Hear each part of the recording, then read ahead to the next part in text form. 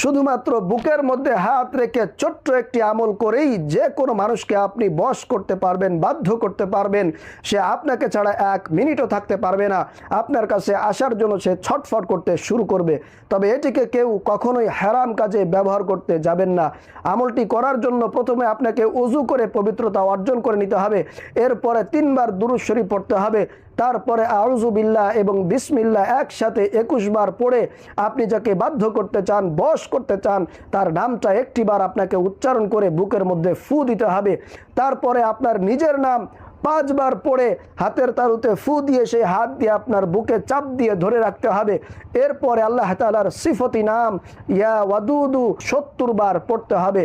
পড়ার পরে আপনি আবারও 3 বার দুরূদ শরীফ পড়ে আমলটি শেষ করবেন।